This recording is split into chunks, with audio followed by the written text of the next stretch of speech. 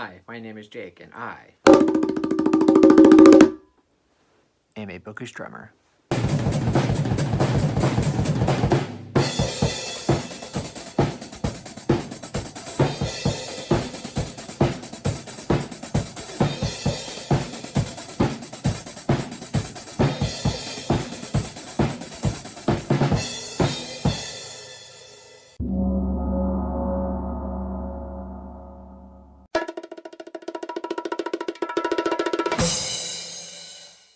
Welcome back to episode 5 of my Stephen King Ranking Decades series. And for this episode, it's going to be part 2 of my ranking Stephen King 1990s part thingy. We're keeping that in. Anyway, like I said, this is part 2, and if you haven't seen part 1 yet, I'll link that down below. You can go check that out and then come back to this video. And for this video, like I said, it's part 2, so I'm going to be talking about my favorite Stephen King books from the 1990s. Very excited. I've got 8 books to talk about. I love all of these books, and without further ado, let's go ahead and jump right into it.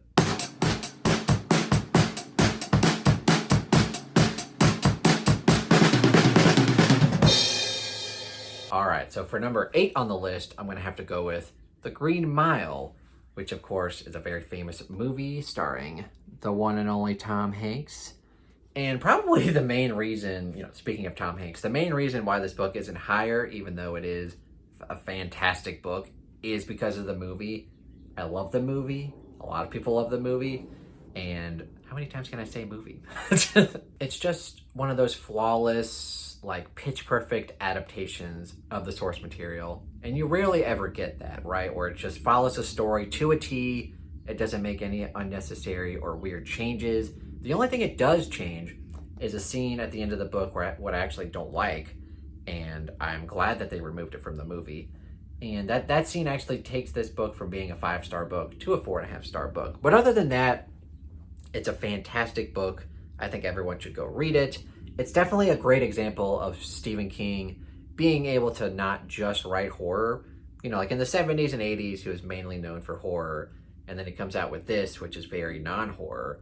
And it's still great, and definitely reminiscent of something like Shawshank Redemption.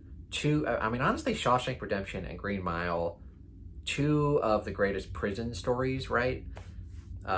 If there's any other prison stories, let me know down below, but those are probably 2 of the best, I would believe. But anyway, The Green Mile is still great, but because of the movie, I love the movie, it's not as high as probably a lot of people would put it, but for me, The Green Mile comes in at number 8 on the list.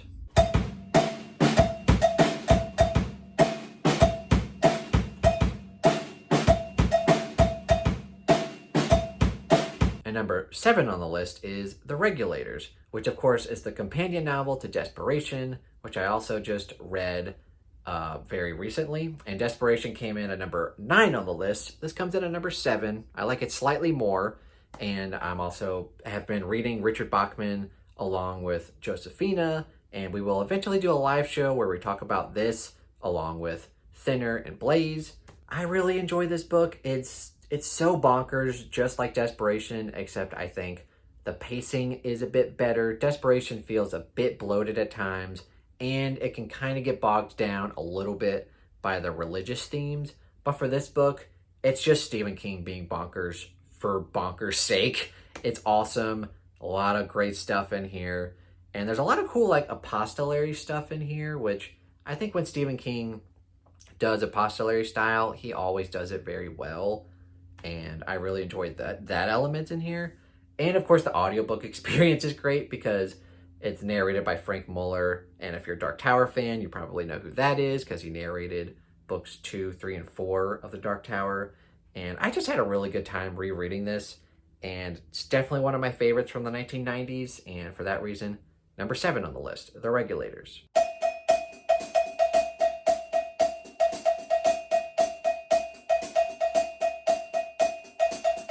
Number 6 on the list, this might be a bit high for some people, but for me, I really did enjoy it, and that would have to go for The Girl Who Loved Tom Gordon, which I also just recently read earlier this year. And this was actually, funny enough, my very first Stephen King book that I ever read. I read this back in middle school when I asked my dad I want to read some Stephen King. Can I read some Stephen King? And for some strange reason, he gave me this book. Maybe he thought it would be like a good starter book because it's on the shorter side and it reads a bit younger and it's got a younger character. But for me, it just wasn't what I wanted. I wanted to read like The Shining and Cujo and Pet Sematary. So my middle grade experience reading this book wasn't the best, but then rereading it as an adult, I really enjoyed it because you can definitely just like as an adult, like thinking about like if your kid went missing or if like someone in your life went missing, like that feeling of just absolute dread. Like King just gets that done perfectly in this novella. I also just really like the main character. I thought she was great and just it was really good and I was very pleasantly surprised by that. So for me, comes in at number 6, The Girl Who Loved Tom Gordon. Probably a little higher than a lot of people would rate it, but you know, it's my list, so fight me.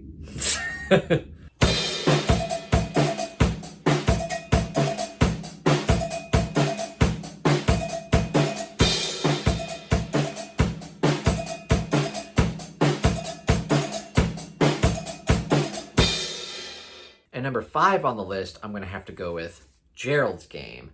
Now, Gerald's Game is fantastic. I've read this book twice now, and it's definitely King writing a very gripping and gruesome realistic horror, which for me, Stephen King does realistic horror better than supernatural horror. At least for me, like I find it to be more terrifying and creepy.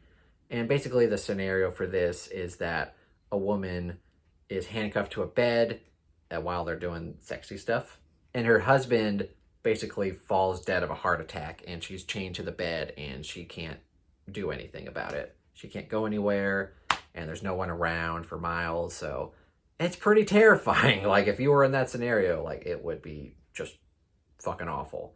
And Stephen King does a really good job. And there's basically one character throughout the book, you know, the main character, and he just does such a good job with it. Jesse is definitely one of my favorite King characters, and it's definitely a book that I can see myself rereading a lot. So yeah, for those reasons, I'm going to have to go with Gerald's Game, number 5 on the list.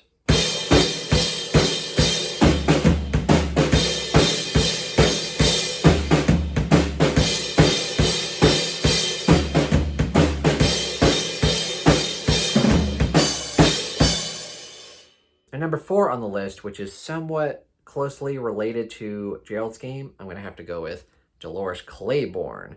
Now, I say it's like loosely close because there is an event that happens in both books that kind of tie them together, but they are sort of different books. Like this book is about, you know, Dolores Claiborne, and it's essentially about this woman who's being accused of a crime she didn't commit, and it's basically the police interrogating her, and the whole story is written as if she's talking directly to the police. So it's got a very interesting narrative structure to it, and it's just really good. And obviously, Dolores Claiborne is one of my favorite, not only one of my favorite female characters King has written, just one of my favorite characters in general. She's really good. I love her distinct voice and personality and attitude, and the story is very gripping because, like I said, she's accused of a crime that she didn't commit, but then she's also talking about a crime that she did commit way back when. It's very gripping, very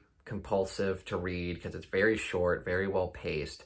I really like it, and I want to reread it soon. I haven't read this book in a long time, so it would be fun checking out the character of Dolores Claiborne yet again.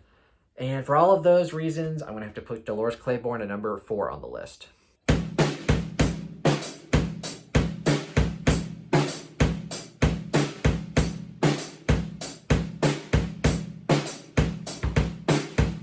And number 3 on the list, we have a Dark Tower novel, and that would be Wizard and Glass, which is book 4 in the Dark Tower series.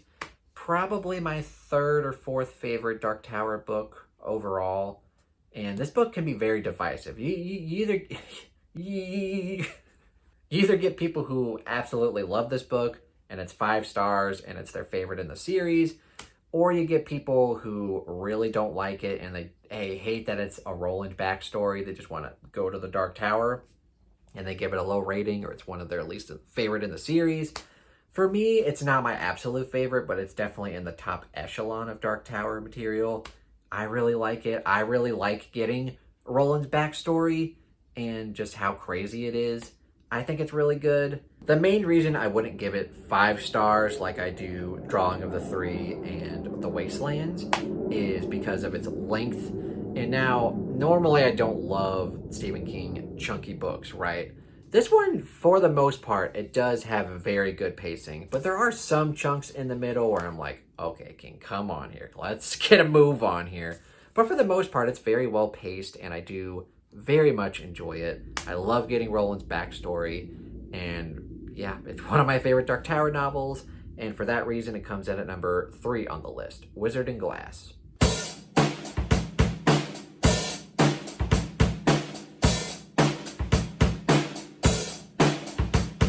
And for number 2 on the list for the 1990s is a book that I really want to reread soon. One of my favorites. I would definitely put it in my top 20, probably my top 15 as well. And that would have to go with Needful Things. I love this book, and it is a bit chunky, but for me, this is one of Stephen King's best paced chunky books.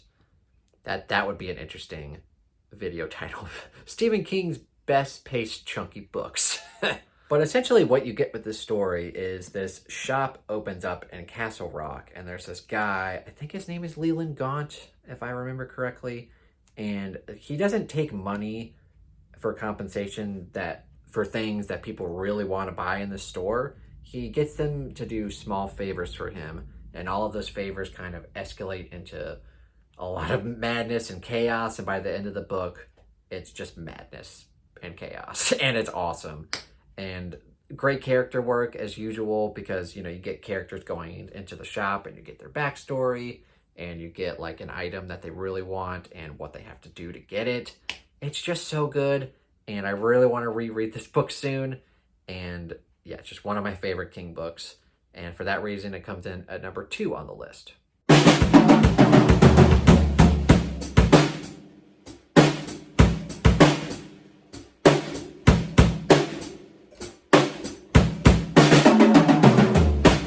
My number 1 spot has to go to... You guys probably know what it is already. It's The Wasteland, which is book 3 in the Dark Tower series. Probably my second favorite Dark Tower novel, right behind Drawing of the Three. They're both 5-star books. 5 stars. It's terrific, and I think it's a great sequel to Drawing of the Three. Whereas in Drawing of the Three, you kind of get all the characters together. This one is where like the plot and the action starts to really rile up.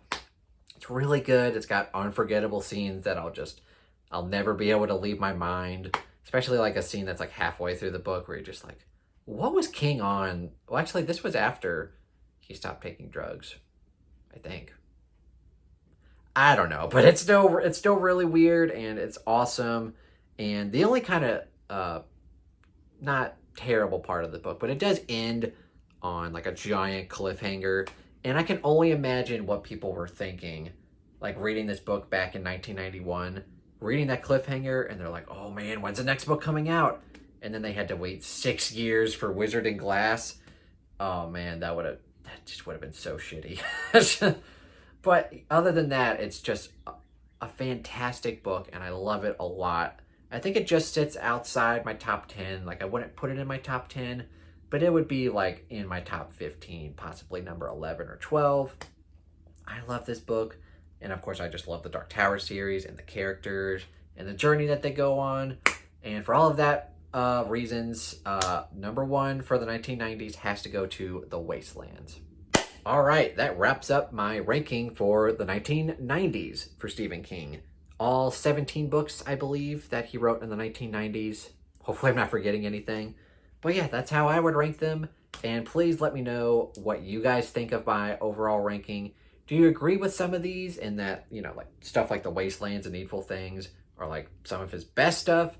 Or do you completely disagree with me and you're thinking like, Jake, why don't you like The Stand and Insomnia? Like, what are you doing? And if you really want to, leave me down in the comments below your favorites from the 1990s, or if you want to just rank all of the books that you've read by him in the 1990s in the comments below. And if you enjoyed this video, please give it a thumbs up and consider subscribing to my YouTube channel and the Book Astronomer Discord. And if you'd like to further support me, go check out my Patreon page and see what that's all about. But anyway, thank you guys so much for watching and have a terrific day.